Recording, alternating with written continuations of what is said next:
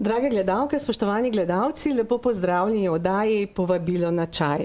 Danes smo na čaj v teh vročih dneh povabili gosta, gospoda Aleksandra Meška. Lepo pozdravljeni. Lep pozdrav. Bova vseeno spila čaj, ampak potem, ko se bo malce ohladil, ne? Ja. Danes ste pripotovali iz Žirovnice na Gorenjskem. Po kolikih letih ste ponovno v Zasavju? Ja, mislim, smo prej izračunali 3-4 leta, če se ne mocam. Zdaj smo v novem studiu. Kakšno se vam zdi okolje? Precej večje, da se dihati. Da se dihati. Tudi kaj zaigrali boste in zapeli? Ja, tukaj je bilo cel orkester. Morda pa pridete kdaj v živo nastopati. Vzamemo vsak svojo skodelico in se usedemo na prizorišče pogovora. Menjeno.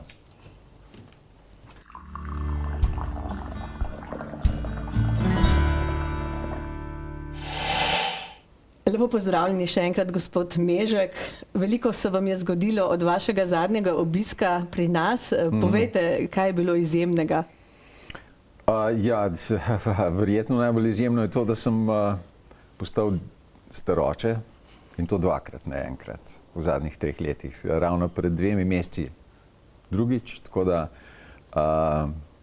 je to eno novo obdobje v bistvu v življenju, ko dobiš vnuke in začneš nekako razmišljati, kako je to življenje zanimivo, kako se vse nadaljuje, kako pač vidiš, ena vejca začne rasti nekje.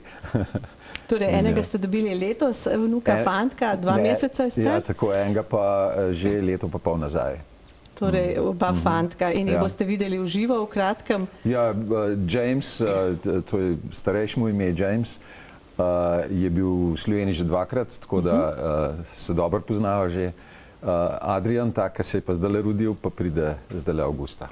Lepo. Ja. Gospod Mežek, o vaši čudoviti in sijajni karieri so vam zastavili večkrat ista vprašanja, najbrž ste jih tudi siti, ampak midva začneva lahko pri rojstvu, vašem rojstvu, vašem otroštvu, šolanju. Kako je to potekalo? Ja, jaz sem bil rojen v Ljubljani, potem sem svojih 7 let živel v Radovljici in potem sem se pa preselil v bistvu sem začel hoditi v osnovno šolo v Žirovnici. Tako da vso mojo mladost sem preživel v Žirovnici. Kaj ne rečemo o moji mladosti? Mislim, jaz imam vedno v mislih, da sem verjetno imel eno najlepših mladosti. Kljub temu, da sem odraščal po 2. svetovni vojni, se pravi, da so bili časi zelo čudni in da zdajle, ko poslušam oziroma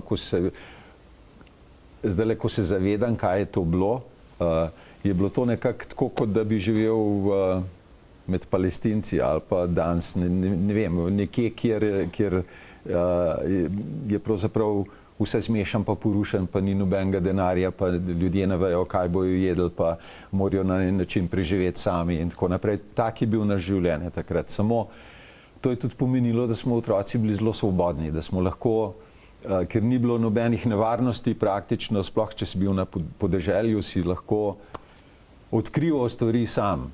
Hodil si v hribe, hodil si v gozd, hodil si na reko, plezal si po drevesih, karkoli. In vse tiste igrače, vse, kar sem jaz želel, s čemer sem se hotel ukvarjati, sem si sam naredil. In to je po svoje tisto, kar mogoče danes ni več tako. In danes smo navajeni, da vse dobimo že narejeno ali pa da se nekje to eno domišljijo kujemo po enem internetu, tam si pa direktno šel nekam v eno delavnico, vzel žeble, klado, karkoli, dile in si začel delati karkoli, če ni bilo uspelo enkrat, si še enkrat ponovil in tako naprej.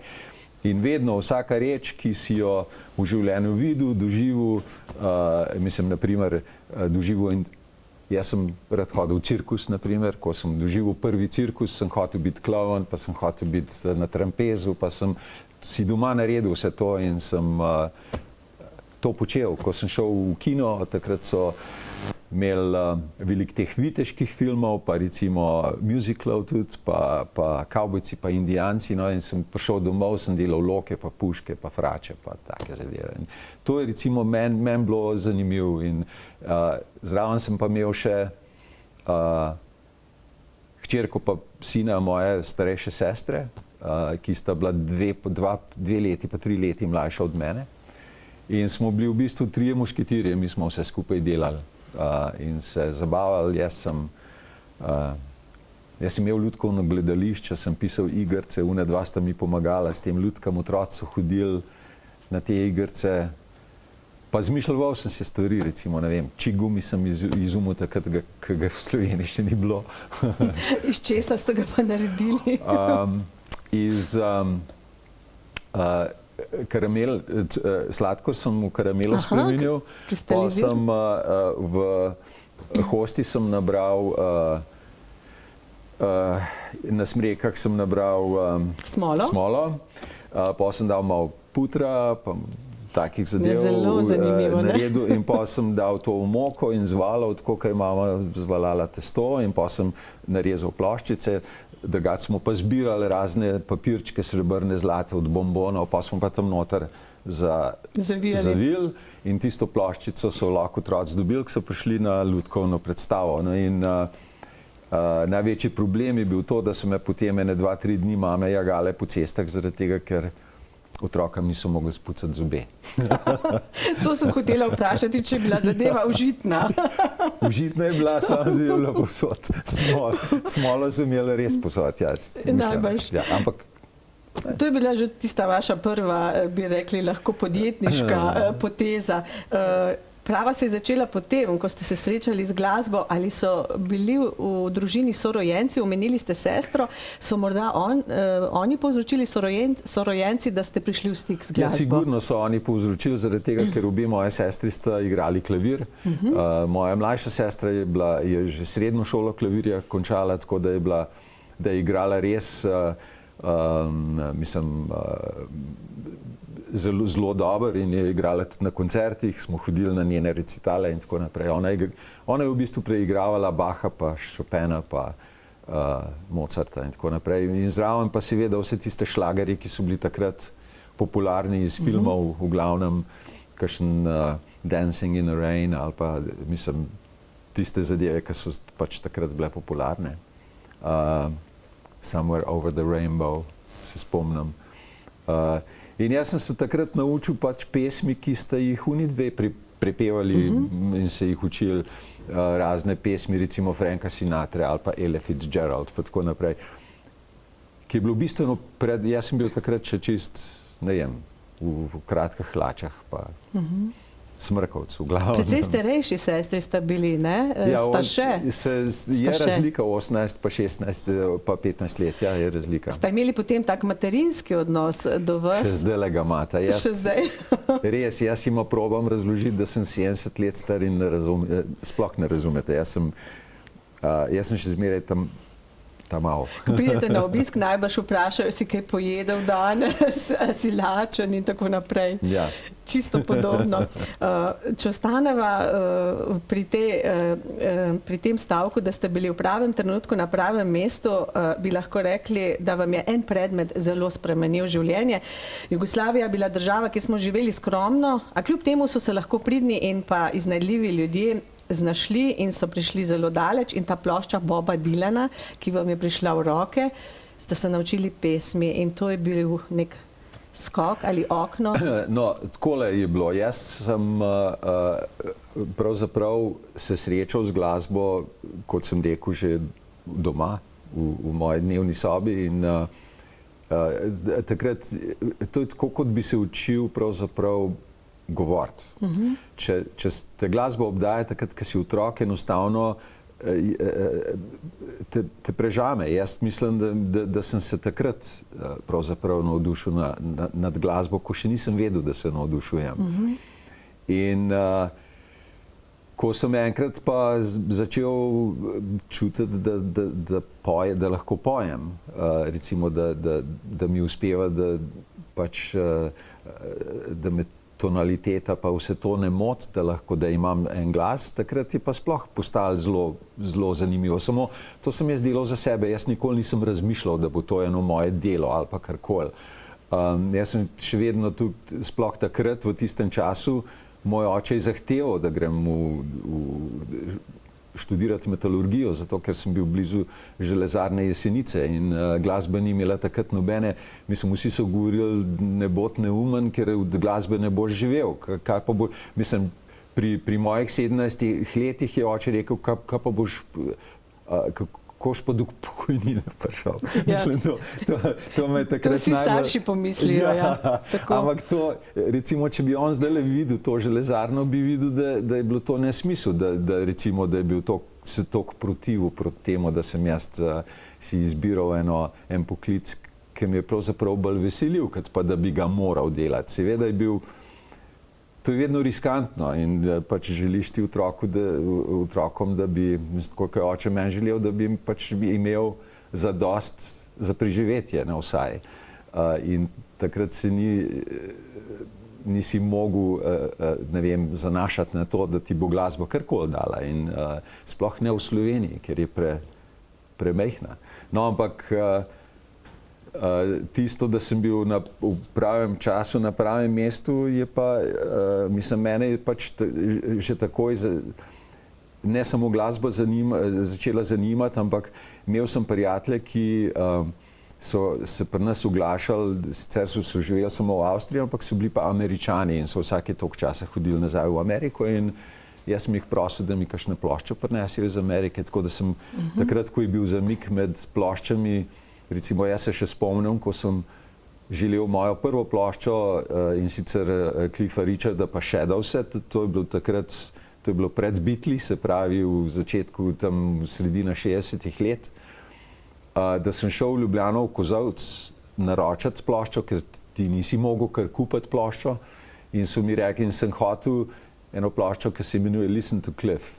Je bil naslov in jaz sem prišel v Kozolcu v Ljubljano, sem rekel, lahko to ploščo naročim. So rekli, ja, lahko naročiš ploščo, ker bo prišlo, bo prišlo. Mislim, niso mogli garantirati, da boš dobil tisto ploščo, ko si jo naročil, ampak nekaj boš dobil. In jaz sem potem iz teh plošč, ki sem jih dobil iz Amerike, pa kakšne, ki sem jih takole nabral, sem pravzaprav videl, kaj se na svetu dogaja. To je bil en del, drugi bil pa Radio Luksemburg. Jaz sem to poslušal zvečer, ko je oče šel spat, ker on ni mogel prenašati tega rock'n'rolla. In sem pol se izobraževal na tak način. Tudi angleščino sem se tako naučil. Jaz sem besedila izpisoval in se takrat fonetično naučil. Niti vedel nisem, kaj pomenijo besede, ampak kar na lepem. Še v osnovni šoli se mi je to kar zložilo in en dan sem kar vse razumel. Sploh ne vem, kako se je to zgodilo, ampak očitno, ko enkrat osvojiš toliko besed, besednega zaklada, se ti na en način kar odpre, ker na lepem vidiš, kako jezik teče. No, iz tega vašega prvega obdobja ste s seboj prinesli tudi poznamo film iz poznejšega obdobja Možje v črnem, ne? Kakšna skladba je to? Povejte, kaj v njej? No, začetek uvod je v bistvu, kje so tiste stezice. To je bil moj prvi album slovenski.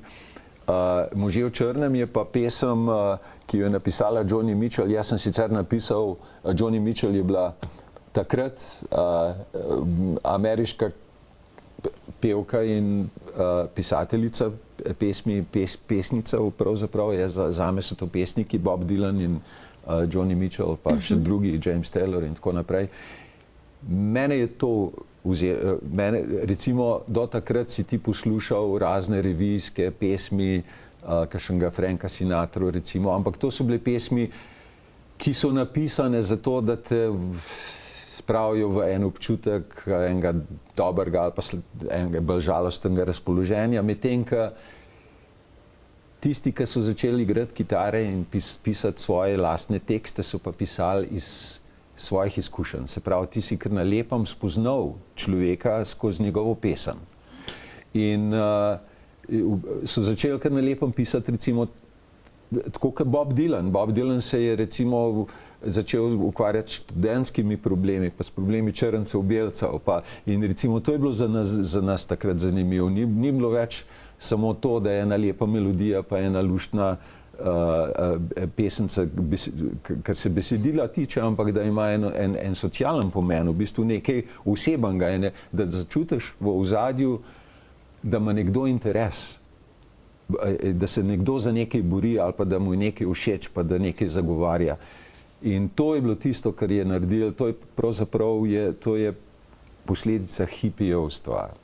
Takrat, ko so se ena cela generacija mladine se kar na lepem zbudila in je rekla, nočemo več vojen, nočemo več hoditi po svetu, se boriti, pa ne vem kaj, hočemo razmišljati o tem, kako bi živeli bolj v harmoniji, pa malo lepš. Sicer ta filozofija zgleda tudi ni ostala tako, kot vsaka ne ostane, ne?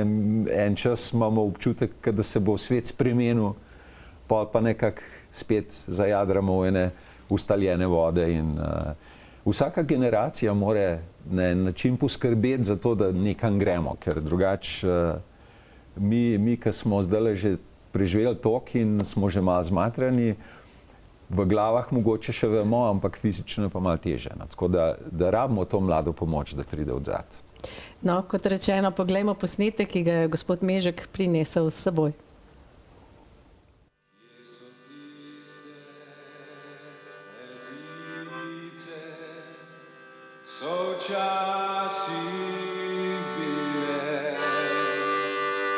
Zdaj pa raste zidovje in betonske ceste. Zdaj pa raste zidovje in betonske ceste.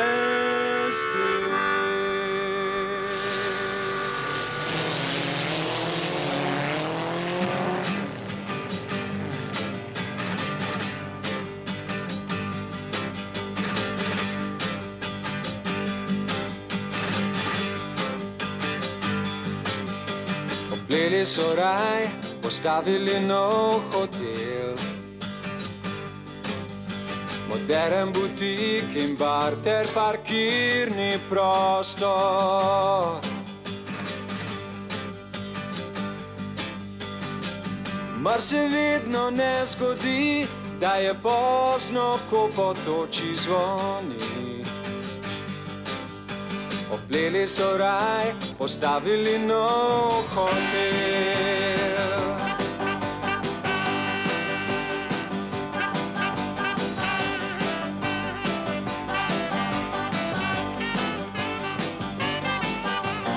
Zelen drevored so strpali v muzej. Ogled je mogoče obeh za 10 dinarjev. Novih dinarjev. Mar se vedno ne zgodi, da je pozno, ko potoči zvoni. Opleli so raj, postavili nov hotel.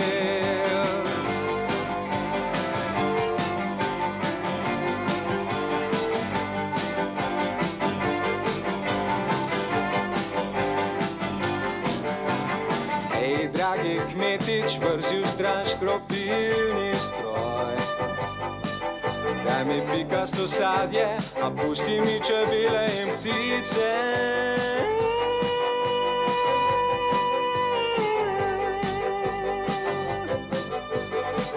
Mar se vedno ne zgodi, da je pozno, ko potoči zvoni. Opleli so raj, postavili nov hotel.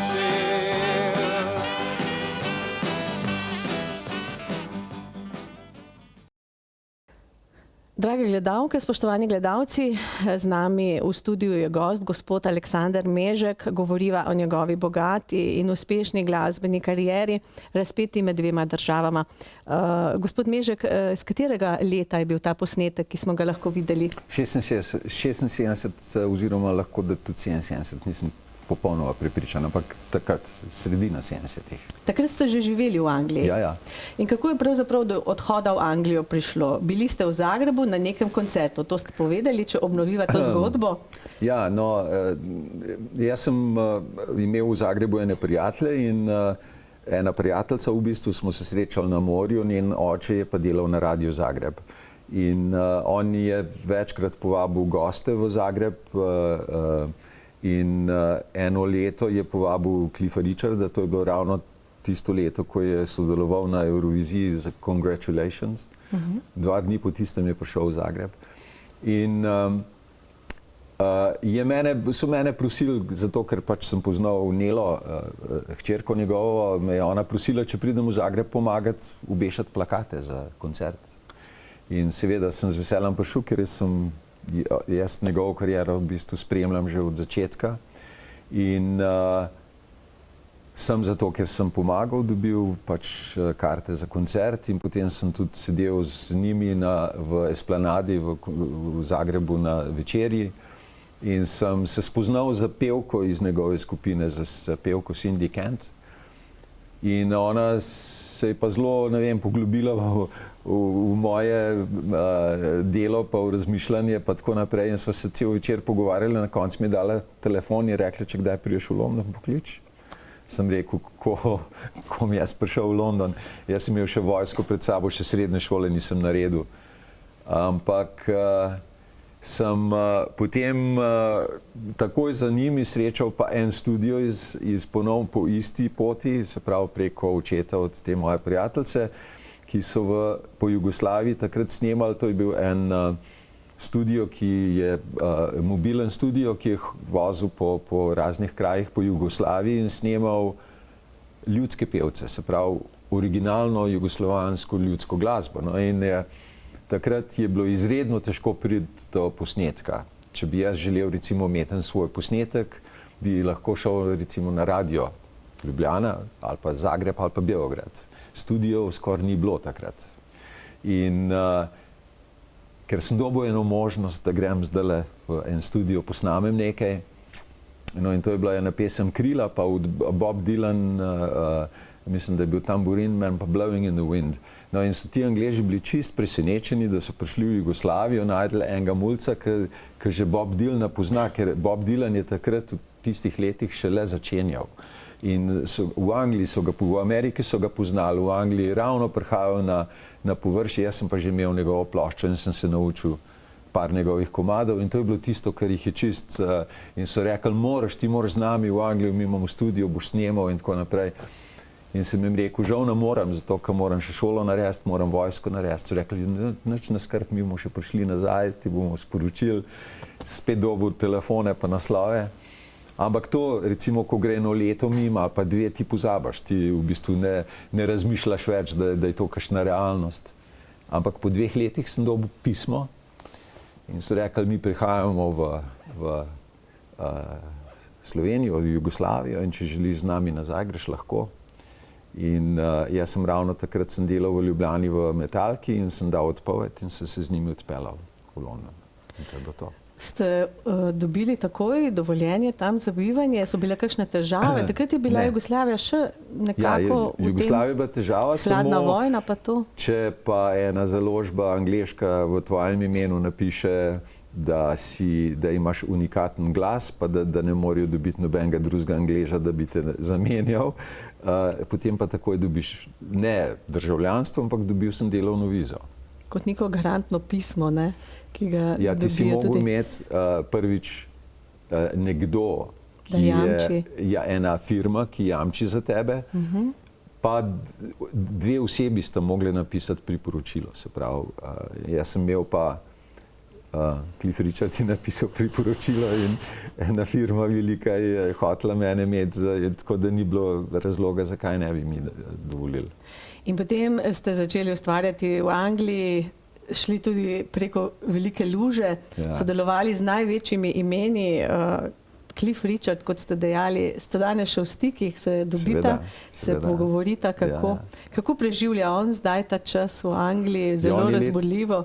Ja, se on ne živi niti toliko več v Angliji, on živi na Bahamih. Tako da prihaja v London, on je zdaj imel eno veliko turnejo letos, oziroma lani pred konc leta, kjer je praznoval 60 let njegove kariere, se pravi 60 let od začetka izida njegove prve plošče. Tako da je to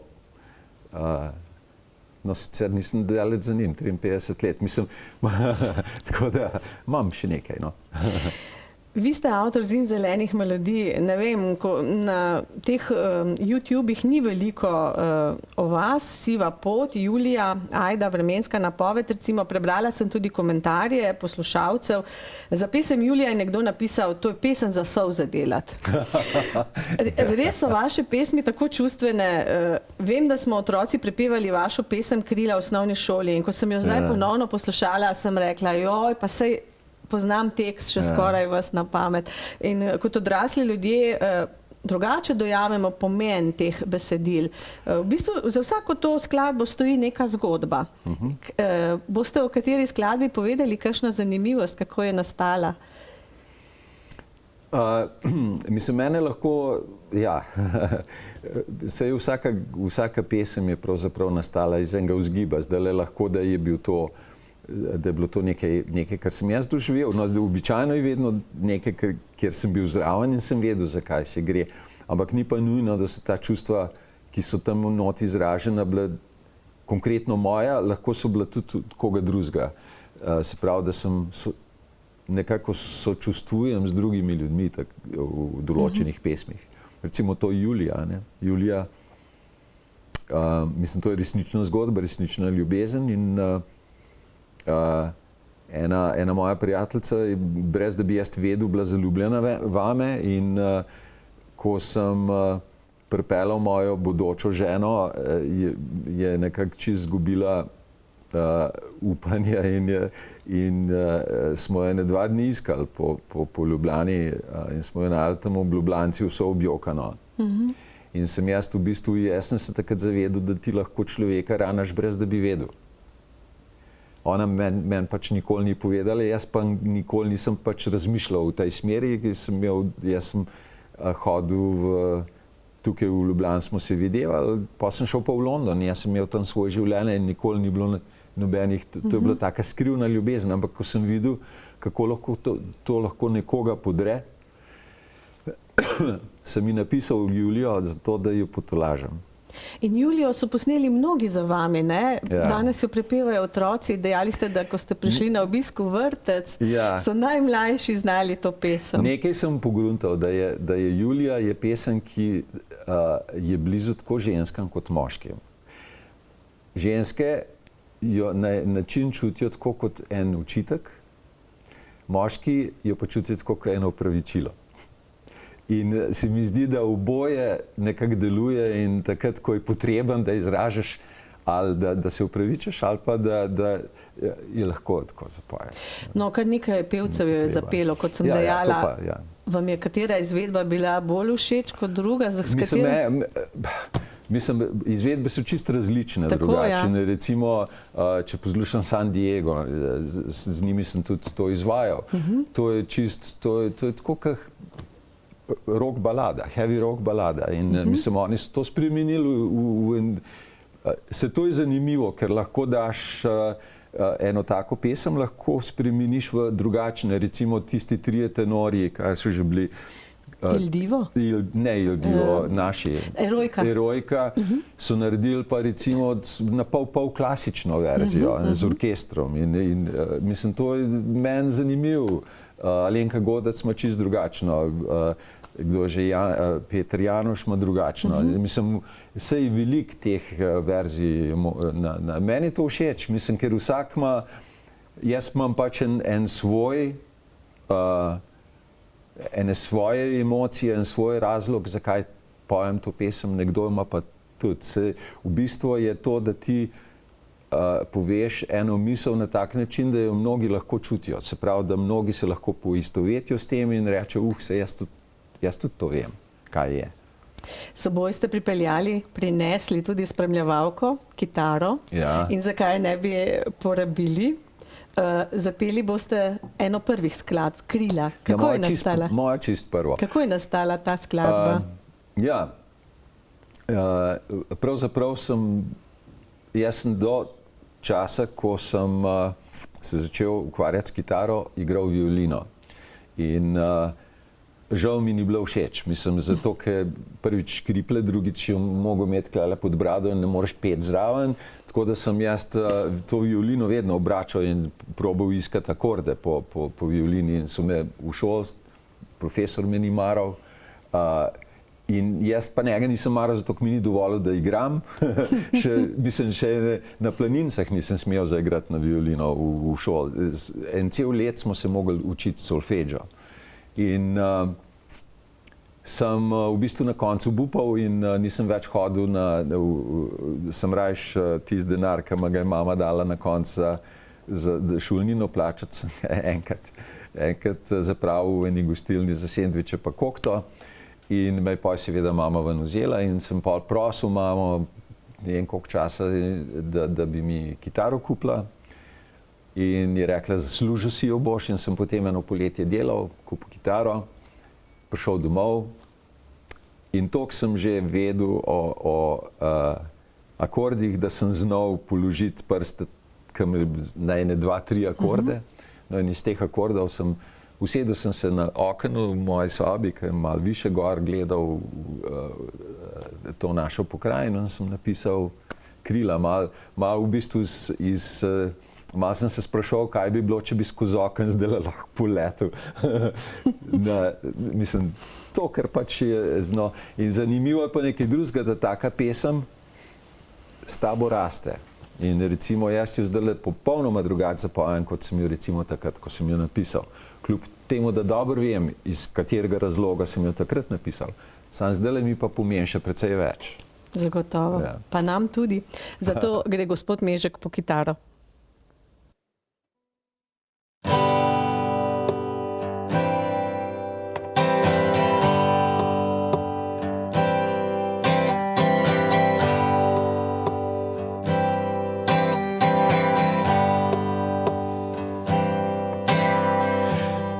Sem čisto sam, gledam, ko zahaja dan, ko se misli mi podijo, kdo ve kje. Skozi okno zrem željo, da mi krila zrastejo, da zaplavam kakor ptica pod nebo.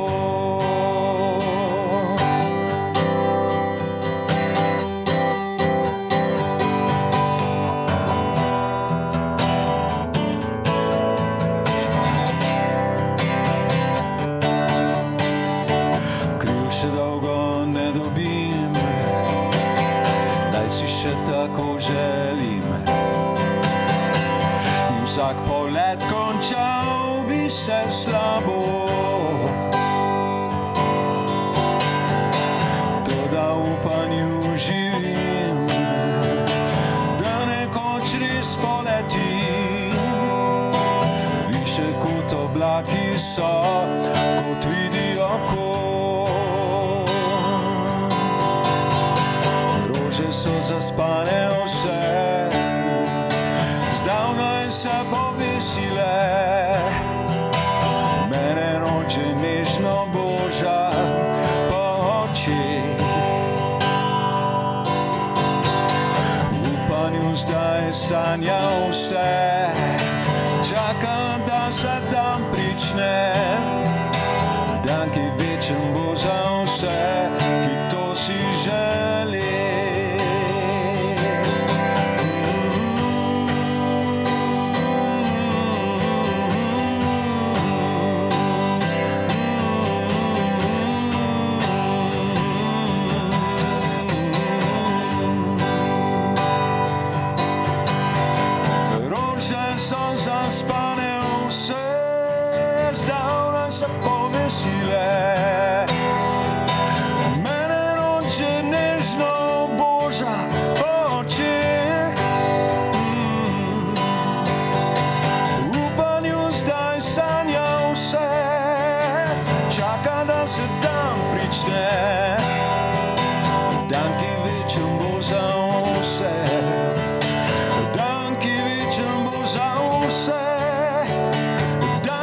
Srečen bo za vse, ki to si želi.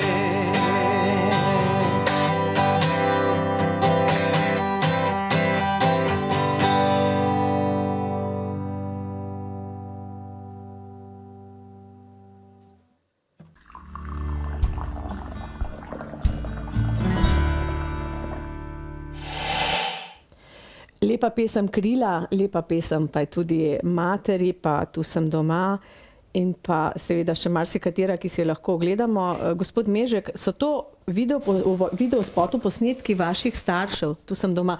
Ta spot je bil posnet v Žirovnici in v Angliji. Tako lepo se prepleta. Ljudje se smejijo, ko v njem nastopajo in je nerodno. V tistih časih sicer zdaj je drugače, ker mnogih od teh ljudi, ki sem jih jaz takrat povabil, da pridejo posnet, jih ni več, žal. Tega ata, ki je harmoniko igral, recimo on je vsako nedeljo se usedel v vrt in igral harmoniko. Mislim, to ni bil hec, on je cel poldne igral harmoniko in je cela vas poslušala harmoniko in to je bilo prav, ne vem, prav čakali smo, no, da se to zgodi. Jaz sem njega pač prosil, da nastopi v videospotu. In moje sosede, one mamce, ki tam okoli živijo, ki jih poznam že od mehanga. Pa mladina, tudi mlade punce. Tisto je bilo nekaj, je bilo posneto na Rakitni tam v Ljubljani.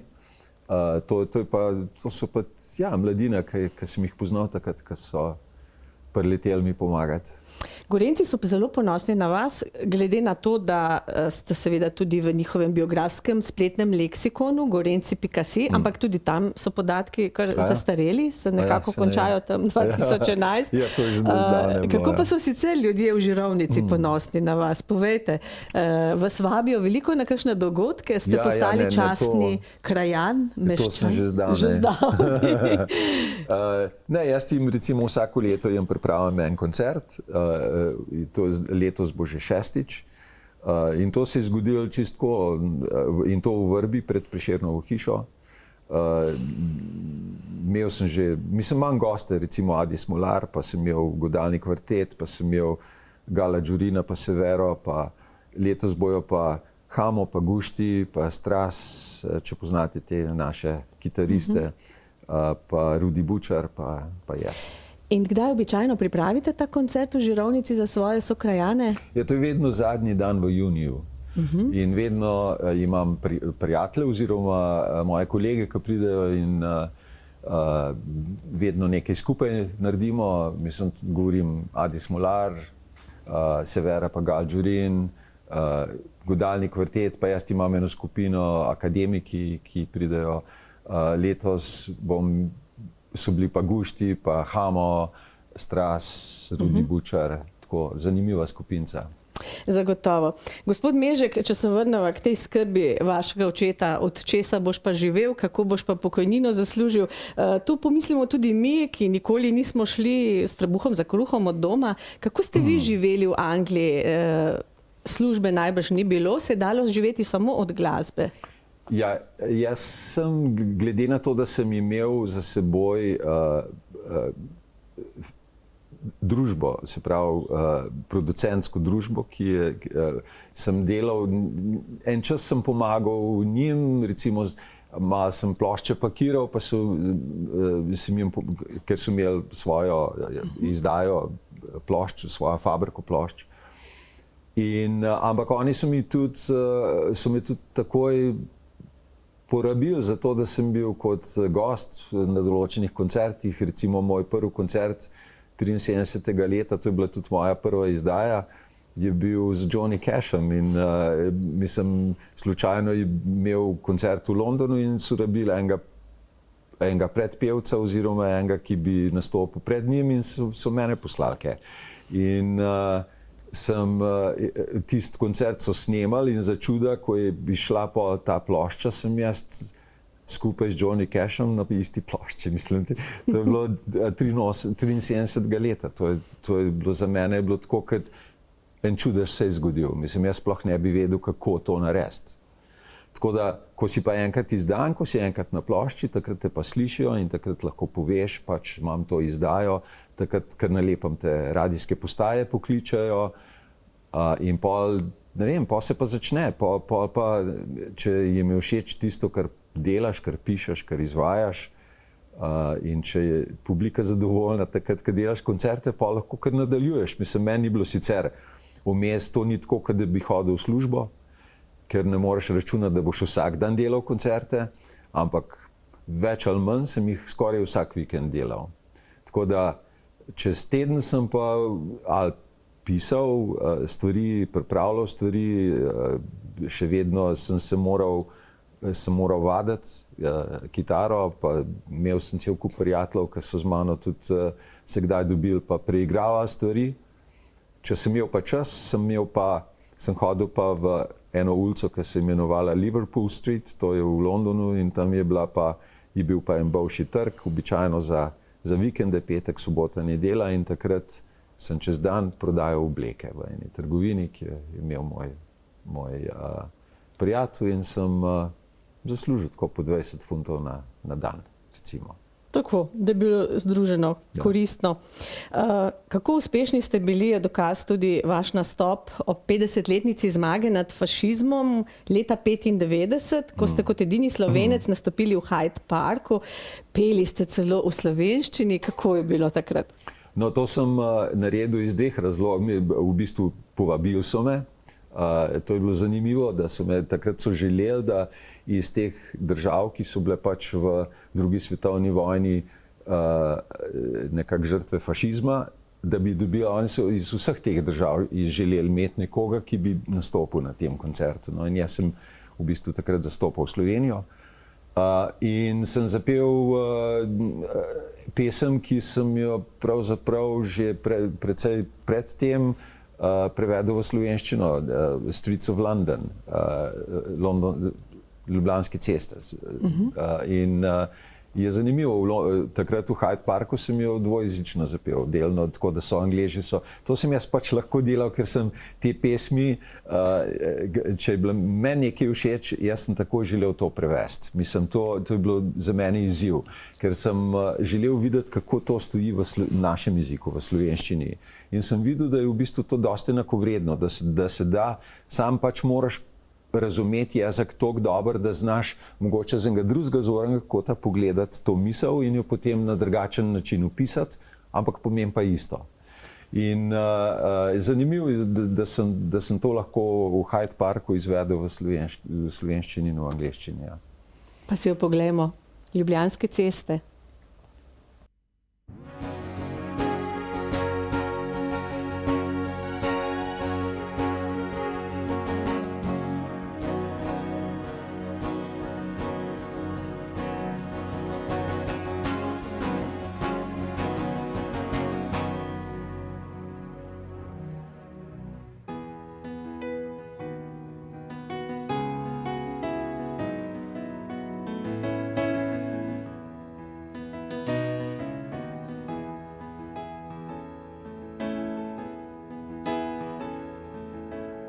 Have you seen the old man in the closed down market, kicking out the papers in his worn out shoes? In his eyes you see no pride, hands held loosely by his side. Yesterday's papers telling yesterday's news. So how can you tell me that you're lonely and say for you that the sun don't shine? Let me take you by the hand and lead you through the streets of London. I'll show you something that'll make you change your mind.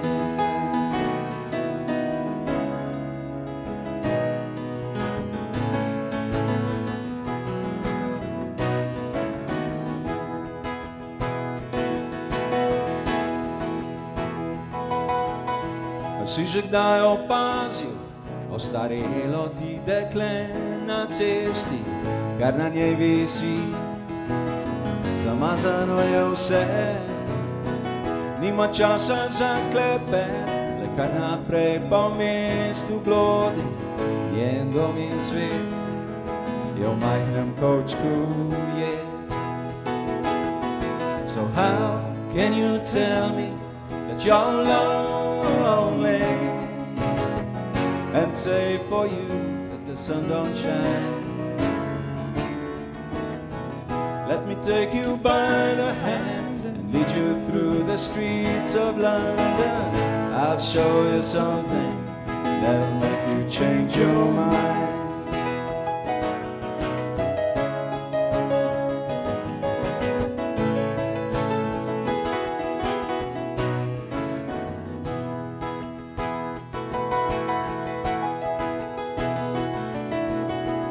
Have you seen the old girl who walks the streets of London, dirt in her hair and her clothes in rags?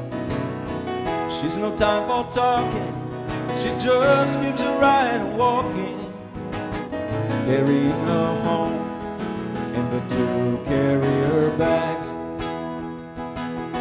So how can you tell me that you're lonely and say for you that the sun don't shine?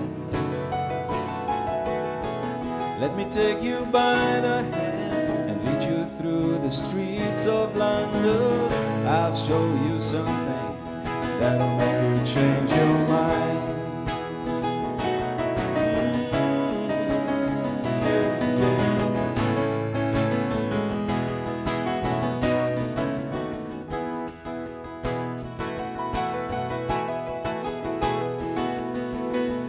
In ko mesto ugaša v ulični kavarni, sam ob črni kavi star možak sedi. Opazuje svet, ki se giblje mimo njega, dokler ga natakar grobo ne odslovi. Kako moraš reči, da sam si ti in sonca za tebe, da več ni? Naj te primem pod roko, peljem po ljubljanskih cestah, videl boš stvari, ki te spremeni. So how can you tell me that you're lonely and say for you that the sun don't shine? Let me take you by the hand and lead you through the streets of London. I'll show you something that'll make you change your mind.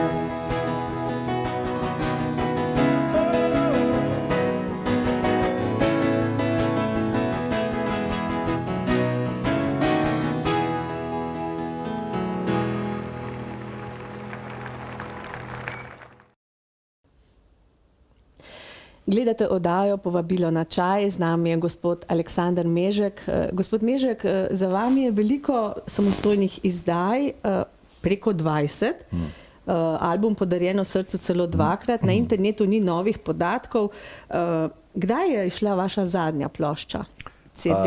5 let, pred 5 leti, 6. In kako je bilo s temi skladbami? So nastale doma v Sloveniji ali v Angliji? Ne, to je bil koncert iz Cankarjevega doma. Takrat sem imel, to je pravzaprav bilo 1 leto ali pa naslednje leto po olimpijadi v Londonu. Takrat sem tisto leto sem jaz v Londonu zabaval naše atlete. Vsak večer v enem pubu v Camden Townu so se zbirali po tekmah, pa sploh takrat, ko smo dobili kakšno medaljo. Tako da sem bil tam vsak večer in njim prepeval, in kot nekak podaljšek tega se je pa potem, ko se je vse do konca odvil, sem pa v Ljubljani naredil koncert v Cankarjevem domu in ga imenoval Ljubljana po Londonu. To je tudi razlog za ta naslov. Je potem to je šlo na CD-ju pa na DVD-ju, ja. Mogoče kateri od teh albumov še posebej izstopa, da je doživel velik uspeh, mogoče največ uspešnic teh zimzelenih melodij?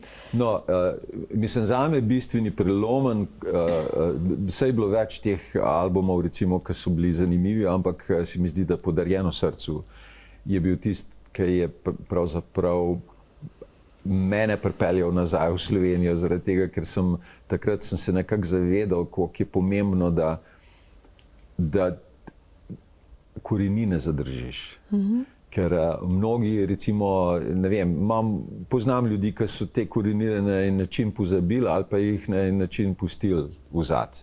Jaz nikoli nisem imel občutka, da sem karkoli drugega kot Slovenec, kljub temu, da sem dobil angleško državljanstvo. Zame je bilo to bolj tako kot en dosežek, da sem pač si to na en način zaslužil ali pa da sem ocenil, da si to zaslužim. Ampak to ni pomenilo, da sem jaz zdaj zamenjal korenine. In sem se tega vedno zavedal in zato sem vedno tudi mojo kariero na en način vozil v dveh deželah. V Angliji je bila precej drugačna kot tukaj, ker mene so doma več ali manj poznali kot enega kantavtorja, medtem kot recimo v Londonu sem pa lahko delal z simfoničnimi orkestri, pa z bendi, pa z celo paleto glasbenikov, ki jih tukaj nisem mogel imeti. Tako da je bil mal razkorak med sliko mojo glasbeno v Angliji pa sliko v Sloveniji. Zdajle že ni več to niti toliko pomemben. Mislim, jaz pač od teh albumov, ki jih je zdajle že čez 25 sicer, je vsak skoraj malo drugačen, ker sem pač moral iti skozi vse tudi, čutijo se te spremembe na glasbenem trgu. Vsaka generacija nekaj novega prinese in mene je pa vedno zanimalo, kaj je to. In sem se vedno tudi ukvarjal jaz najrajš delam s tistimi, recimo eno je s tistimi, ki so izredno dobri, ki so bistveno boljši od mene, ali pa tistimi, ki ravno, recimo zdajle, prejšnje leto sem delal z mladimi glasbeniki iz akademije, recimo z Godavci, pa tudi moj band zdajle to so mladi, ki so ravno kar delali postdiplomski študij na glasbeni akademiji in so tisti, ki najbolj čutijo, so najbolj povezani s trenutno situacijo v Sloveniji, oziroma tudi glasbeno gledano. In se ukvarjajo, pač ubadajo se kako ustvariti nekaj drugačnega, nekaj bolj svežega, nekaj njihovega. No in s temi jaz zelo rad sodelujem, tako da nimam nikoli nobenega problema se usesti s komorkoli in delati. In če se vrnemo k temu albumu in sami skladbi Podarjeno srcu, tu bi se malce dlje zadržala. Sanje vsakega pevca, bodisi amaterja ali pa profesionalca so, da bi kdaj nastopil s simfoničnim orkestrom. In vi ste to skladbo posneli z londonskimi simfoniki. Omenili ste že, da ste sodelovali. Tako je mogočna ta skladba? Povejte, kako je sploh nastala? Kako se vam je porodila ideja, ne samo za besedilo, tudi za melodijo? To je že daleč nazaj. Ja, ne, jaz sem to pisal v sredini 80-ih let in to sem delal recimo mogoče kakšno leto ali dve, da sem naredil ta cel koncept. Podarjeno srcu je samo ena pesem. Mislim, tam so materi, pesniku, prijatelju, vodna pot, ki je v morju, pa uspavanka, pa tako naprej. To je en cel koncept.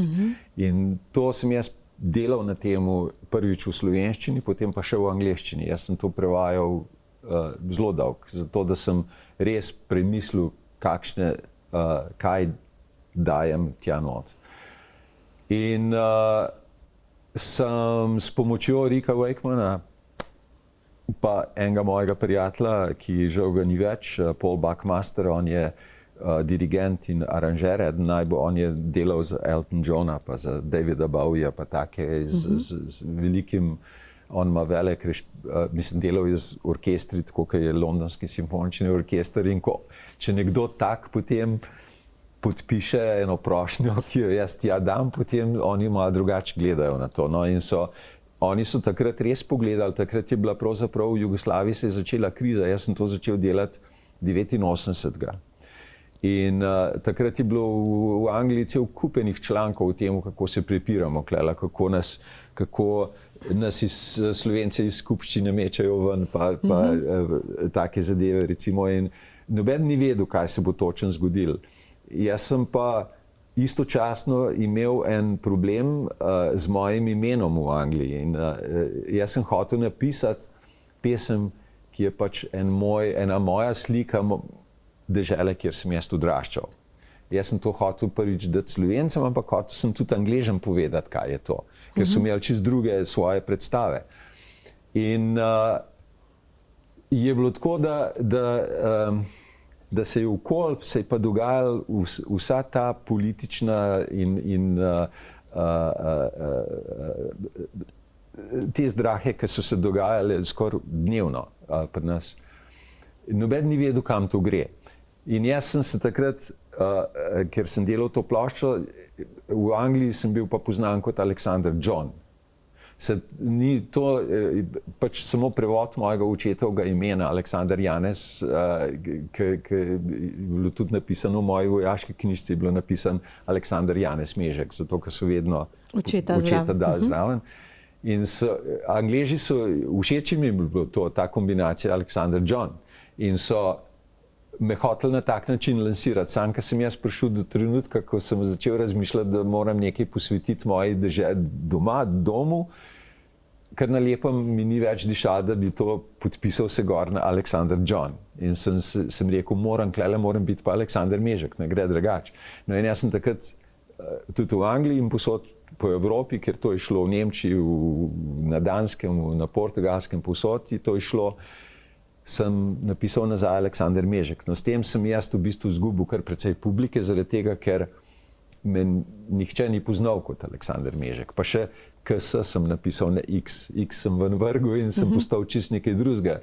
In jaz nisem bil nikoli toliko slaven ali pa toliko poznan, da bi lahko se šel to, kar se je šel Princ, recimo, da je rekel I'm the artist in konc. In si lahko ime spremenil, a ne sred njegove kariere. Ti, če to narediš na takem nivoju, kot sem jaz to naredil, je v bistvu konc kariere lahko. Ampak ta pesem je oda Sloveniji. Zdi se mi, da bi jo morali večkrat zavrteti tudi na radijskih postajah po Sloveniji, pokazati tudi na televiziji, recimo. Predvsem zato, ker jaz mislim, da ni države na svetu, da ima Londonski simfonični orkester, da jim špila eno hvalnico praktično.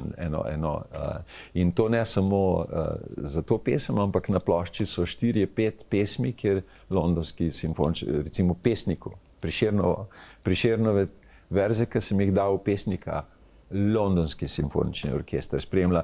To je kar velik, mislim, to žal pri nas včasih ampak Londonski simfonični orkester snema Vojno zvezd, pa ti ta orkester lahko dobiš za ogromno denarja, ne za, da bojo kar zdaj enemu delali tam ene pesence. Mislim, oni so zelo precenili tisto, kar sem jaz naredil in sem jim mogel prinesti vse napisano, glasbeno, dodelan, orkestriran. In ko so to videli, so rekli, mi ti bomo pomagali. In so mi res pomagali, oni so prišli za potne stroške. Mislim, to je bilo še vedno veliko, drugače, ker je to je 100-članski orkester, to je bilo treba vsakmu potne stroške plačati. Sam to v primerjavi s tem, koliko oni stanejo kot orkester, je zanemarljivo. Ne? Skupnost solistov pravzaprav, ne kot Dunajski filharmoniki, ki imajo poseben status. Zdaj bomo pogledali to Podarjeno srcu. No, sicer je to drugačno, to ni imam jaz tudi posneto v Abbey Road studiu, takrat, ko smo to snemali. Tole je iz tega koncerta v Cankarjevem domu, ampak je pa se mi zdi ena boljših verzij. No, in kdo izvaja to skladbo z vami skupaj? To so pa moji prijatelji glasbeniki, moja skupina iz Londona, pa Hiša. Pa Hiša. Ja. Poglejmo si Podarjeno srcu.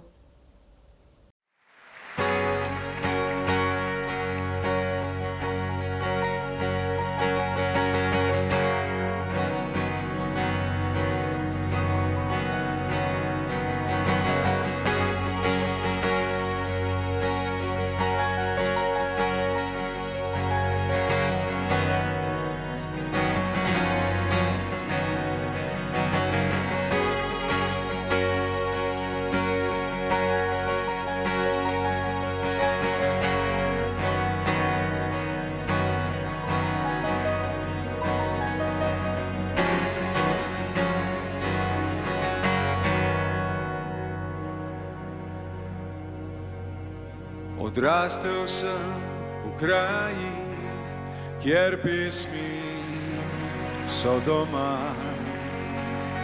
in majski dnevi v jablanah tehti. Pod strehami v rebri, v cvet kipe, za žarki sonca, preproge trav. Kot mlečna potrasuta je moja domovina, Slovenija.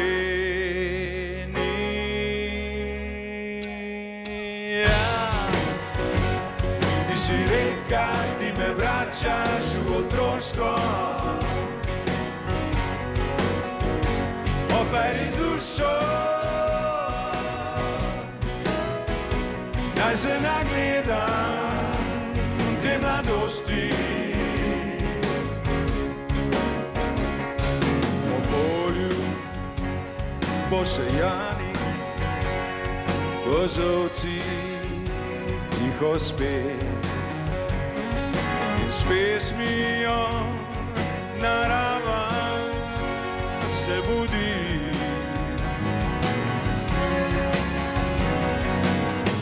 Odnašajo me leta, a vračam se, kamor me žene, samo teba. Ljubezen moje zemlje oživlja v meni vero. Slovenija, ti si reka, ti me vračaš v otroštvo,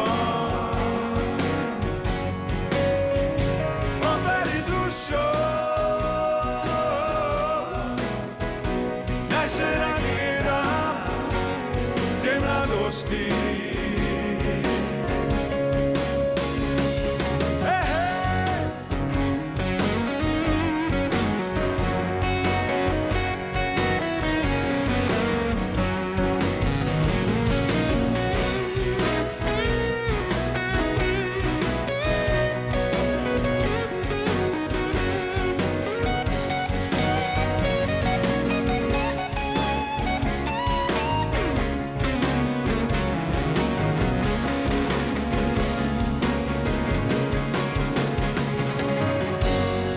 Sem mož, zdaj starim, a pojem še, ker to je srcu milo. Napevk žirovanca je v srcu prebudila.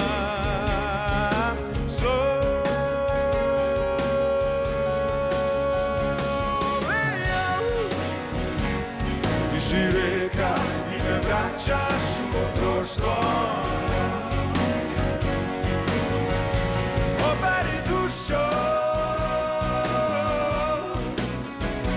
naj se nagledam te mladosti. Slovenija,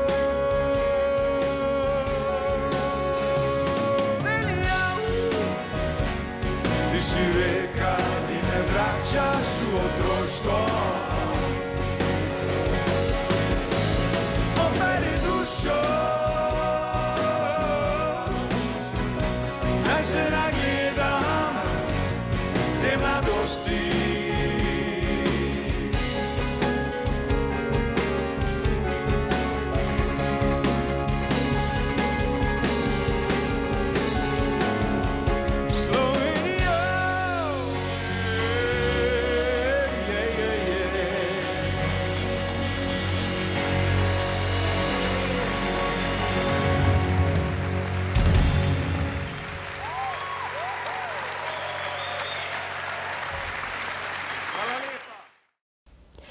Gospod Mežek, pri 65 letih ste se vrnili domov, se v Angliji upokojili, ampak doma še vedno delate. Imate svoje podjetje, sodelujete, nastopate, imate veliko dela. Kako poteka vaš dan?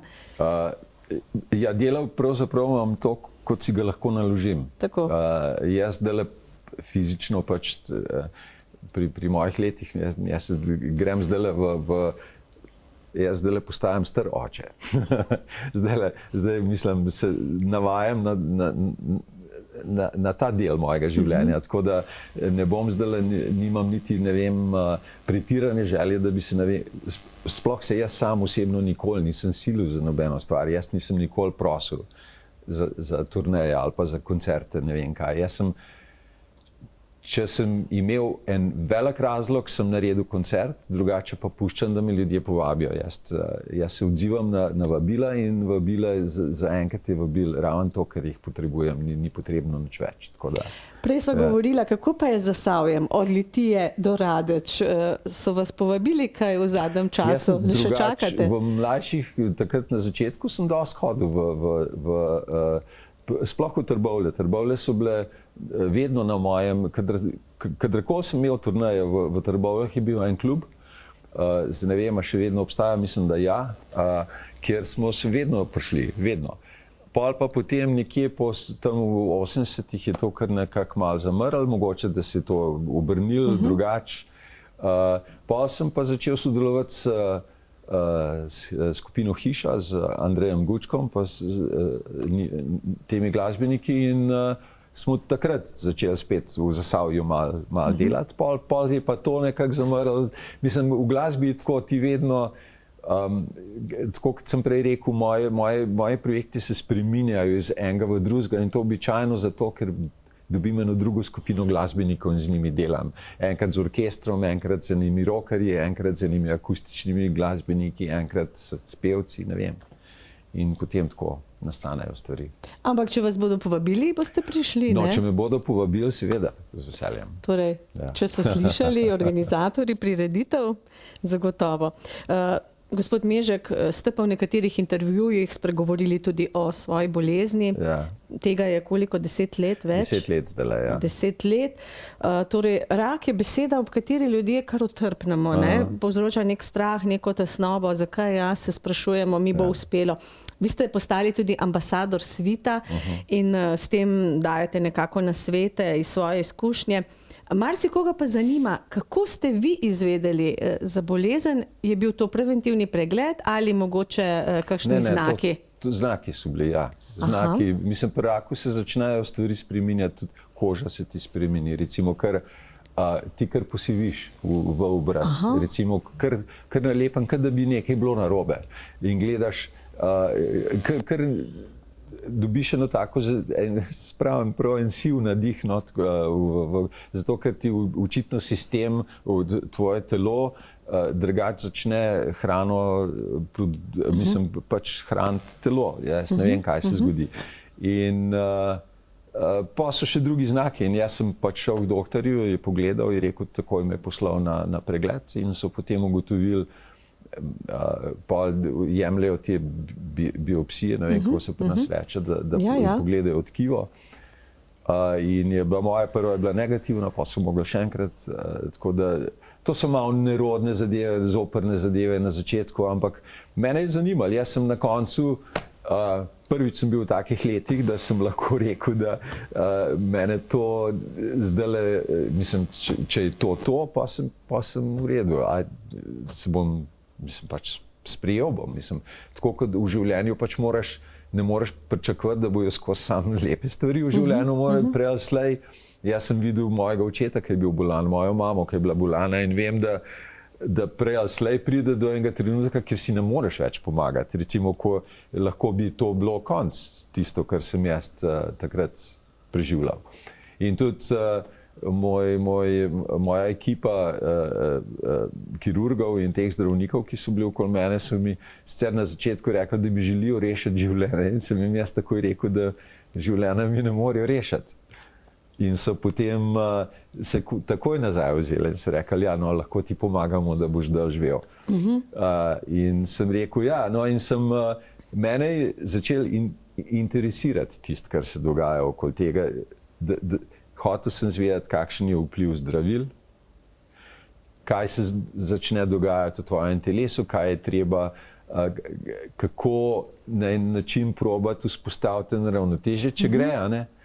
In jaz sem veliko tega, jaz sem v bistvu bolj poslušal moje telo, bolj sem poslušal, kaj se dogaja, kaj mi telo sporoča. In sem videl, kako recimo določene stvari, kako ljudje lahko zamešajo vpliv zdravil z boleznijo. Naprimer, eni so bili, ko ti začneš jemati tako močna zdravila, kot je kemoterapija, ti se spremeniš, tvoje počutje se spremeni.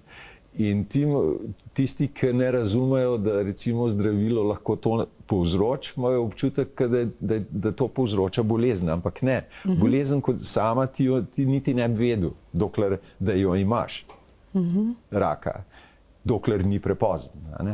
In kje ste se zdravili? V Sloveniji ali v Angliji? Ne, v Londonu, v Angliji, ja. V Londonu. In poteka drugače zdravljenje? Ja, mislim, jaz ne vem, kako sicer tukaj, ker se nikoli nisem tukaj zdravil, tako da ne moram, ampak tam te sprejmejo cela ekipa od tistih, ki bojo skrbeli za tvojo vadbo, za dieto, mislim, tako je 5-6 ljudi. Program, vsak ti pove, kaj te zdaj čaka. In skupaj se ti vsakega spoznaš in jaz sem bil toliko flegma pri tem pogovoru, ko so mi povedali, da imam 6 mesecev življenja, če ne grem takoj da so se ustrašali, zato ker nisem reagiral, ker sem jih pač gledal, sem rekel, aha, to, da so mi na koncu moj kirurg dal njegovo osebno številko, zato ker se je ustrašil, da bom prišel domov in da bom padel v krizo. Da bo prišel za vami, ne? Sploh, ja, ta kriza. Ja, ampak jaz sem bil že do takrat, sem že vedel, zakaj se gre. Tako da sem se, v bistvu sem se čisto pomiril in se sprijaznil s tem in sem rekel, zdaj bom pa vedel tisto, o čemer se pogovarja, klele pa piše na 100 člankov. Zdaj bom pa vedel, kaj je to. No in lansko leto, pred pol leta, ste praznovali 70-letnico. Ja. Takrat sem prebrala veliko intervjujev, kakšni koncerti bodo in tako naprej. Kako je uspelo to praznovanje s koncerti? Ja, odlično. Mislim, zanimivo je, da pri nas recimo se piše veliko temu, da koncert bo. Pa sem veliko novinarjem rekel, pridite na koncert, so bili. Sem rekel, pa dajte kaj napisati na koncu. Noben nič. Ni v medijih, ne, nisem zasledila nikjer, niti na internetu, zato sem vprašala, če koncert sploh bil, ne? Ja, bil. In razprodan, bil je, mislim, verjeten, ja, zadnjih 14 dni ni bilo nobene karte, ampak imel sem goste iz Škotske, z mano sta bila Janez Dovč pa Gombač sta bila moja posebna gosta, pa imel sem pač godalce, tako kot sem rekel, 12 godalcev iz akademije, pa moj band. Pa prišel je tudi vnuček iz Los Angelesa. Prišel je moj vnuk, ki je ustrajal do konca in pa je prišel na oder in ljudi, ker mislim, da je on v bistvu zvezda večera ratal. Tole bojo zdaj pokazali na televiziji. A mu boste kupili kitaro? Vnuku. Ne vem še, kva bo, lahko da bo bobnar, ne vem. Torej, o trenutnih načrtih, projektih za letos, v drugi polovici leta lahko rečeva koncerti, kamor vas povabijo, kakšne nove skladbe, kaj se rodilo v Žirovnici, ko se zjutraj prebudite in pogledate v svež dan, v zeleno jutro? Ne more biti lepšega, mislim, jaz ne morem verjetno, mislim, predstavljajte si, jaz sem 45 let živel v enem največjih mest na svetu in ko prideš ven z tiste bajte si direkt na betonu ali pa na asfaltu. Jaz pridem v Žirovnic ven na Travank. In potem se rodijo nove ideje. Gledam čist nekaj drugega, jaz imam pred sabo hribe, nobene bajte. In to je to, kar je razlika in recimo se mi zdi, še nekaj zelo pomembnega se mi je zgodilo, da sem zdaj pogruntal, kako je lepo zaokrožiti, da prideš na koncu življenja nazaj tam, kjer si odraščal. To je tako nekaj lepega. Mislim, jaz se tam vidim od starosti 6-7 let naprej. In vem točno, kje sem kaj počenjal, kaj sem delal, kje. Kako ohranjate to kondicijo? Imate kakšne hobije, hojo, tek, plavanje, smučanje, vrtičkanje ali ukvarjanje z domačimi živalmi? Ja, hodim pa probam, ampak zdaj že pretiravam in recimo tako, ker zdaj me noga boli, zato ker sem nekaj malo preteral in pač še vedno mislim, da lahko, ampak pa vidim, da ne moram in pa vidim, da me to stane kakšne 2-3 dni, da se moram malo spet da pridem k sebi.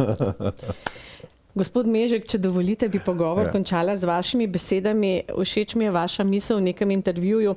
V življenju moraš izkusiti celo paleto občutkov. Odlične, vzhičene, super in slabe, žalostne, težke.